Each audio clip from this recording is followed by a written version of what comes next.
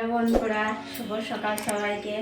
আর আমি দেখো প্রেগনেন্সি অবস্থায় ঘরে সব কাজই করতে হয়। একা একা হাতে তো সব কাজ করতে হবে, সেই জন্য দেখো পিড়েটা আমি মুছে নেব। লতা নিয়ে চলে এসেছি, চলো মুছে নিই, তারপর তোমাদের সাথে কথা বলছি। দেখো মুছে নিচ্ছি, কিন্তু এই অবস্থায় একটু কষ্ট হয়, এটা করতেই হবে। মেয়ে স্কুল গেছে আর আমি এদিকে বাকি কাজগুলো করে নিচ্ছি।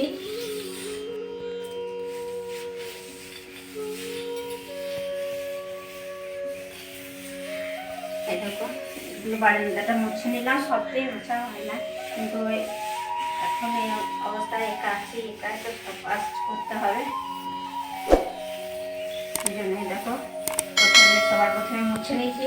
আর মেয়ে 6টার সময় স্কুল চলে গেছে, আর ওর স্কুল যাওয়ার আগে টিফিন সব কিছুই বানাতে হয়।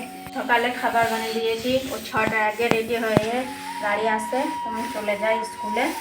আর এইদিকে আমি বাড়ির কাজ সব সেরে নিচ্ছি, কিন্তু আমার কাজ করতে কোনো অসুবিধা হয় না, সেই জন্য আমি করছি।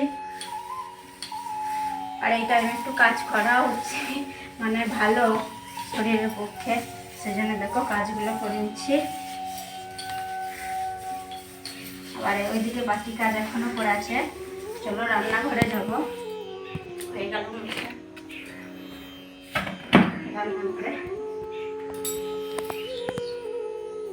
বন্ধুরা, মেয়ে খাবার বানানো হয়ে গেছে, আর এই দেখো সব খাবার আছে।